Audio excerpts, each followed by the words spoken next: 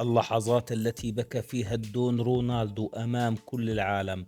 صاروخ ماديرا.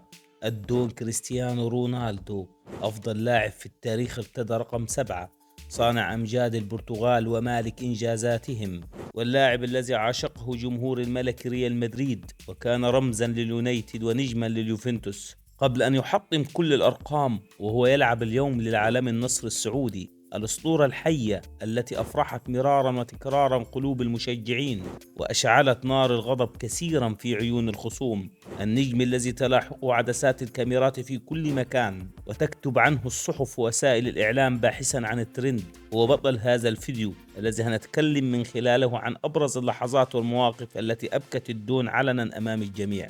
قبل كل شيء صل على النبي واشترك بالقناة واعمل لي لايك، ويلا بينا.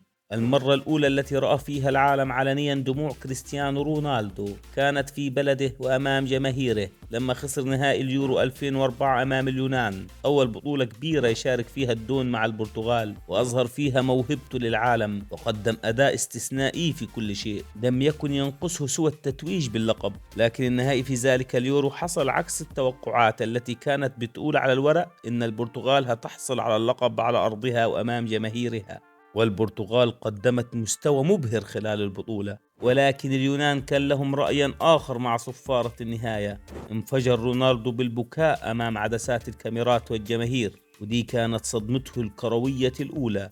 حقق اللقب ولكن بكى لأنه أضاع أحد ركلات الترجيح. المرة الثانية التي بكى فيها رونالدو كانت في دوري أبطال أوروبا 2008. كريستيانو رونالدو كان لي سبب خاص دفعه للبكاء، وهو أنه أضاع ضربة جزاء في نهاية المباراة أمام بيتر تشيكا الذي تألق مع تسديدة الدون ليعود فان ستار وينقذ أحلام كريستيانو ورفاقه الشياطين الحمر ليفوزون باللقب ويرفعون كأس أوروبا. كريستيانو رونالدو في هذه البطولة كان حرفيا نجم الفريق الأحمر، وهو الذي سجل هدف اليونايتد في النهاية، عشان كذا لم يتحمل أبدا أن يكون سبب هزيمة ناديه لقب البطولة، ولكن القدر وقف معه في هذه الليلة. رفع الكرة الذهبية في عام 2013 وبكى.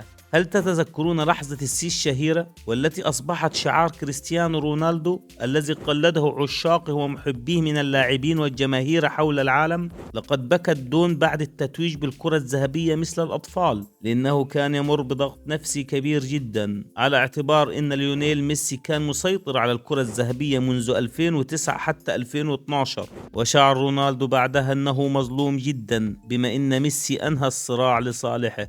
كريستيانو كان بيحاول كل عام فعل كل شيء من أجل الفوز بالكرة الذهبية. رونالدو بكى مرتين في بطولة واحدة. في يورو 2016 بكى كريستيانو رونالدو مرتين، الأولى كانت بحزن شديد لا يمكن وصفه، والثانية حملت دموعه أكبر فرحة في مسيرته الكروية كلها. البداية كانت مع إصابته في المباراة النهائية لليورو أمام فرنسا وخروجه من الملعب. رونالدو رغم أنه حاول أن يتحمل على الإصابة، ولكن لن يستطيع الاستمرار، ولما علم أنه لن يكمل المباراة لم يقدر حبس دموعه.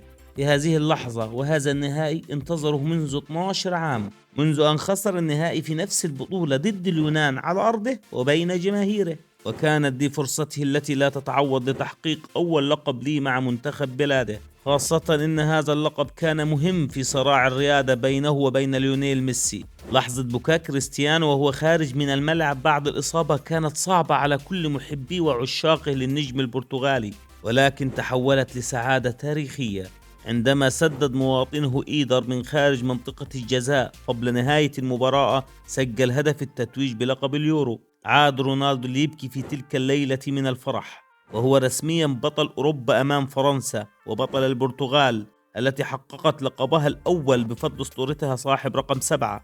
بكى رونالدو حين خسارة فرصته الأخيرة للفوز بكأس العالم. كل جماهير كرة القدم حول العالم كانت تراقب مونديال 2020 في قطر، وكانت الفرصة الأخيرة لميسي ورونالدو للفوز بالمونديال، لكن هذا المونديال كان من أسوأ البطولات في تاريخ كريستيانو، حتى إن المدرب سانتوس انقلب عليه بشكل غريب. وقرر فجأة ليجلس الدون على مقاعد البدلاء في آخر كأس عالم ليه. في مقابل ميسي كان له بصمة في كل مباراة مع منتخب الأرجنتين، وقاد التانجو بخطوات ثابتة على الفوز باللقب. المفاجأة الكبيرة حدثت في مباراة المغرب لما بدأ مدرب البرتغال سانتوس المباراة بدون كريستيانو مجلس الدون على مقاعد البدلاء. يوسف النصيري سجل هدف تاريخي للمغرب في المباراة الإقصائية، ليقرر المدرب سانتوس أن يلاعب كريستيانو لينقذ البرتغال. حاول الدون كثيرا ولكن بدون فائدة، لتعلن صافرة النهاية تأهل تاريخي للمغرب ونهاية أحلام كريستيانو لتحقيق لقب المونديال. رونالدو في تلك الليلة لم يصبر حتى يوصل لغرفة الملابس وبكى بشكل هستيري في الممر.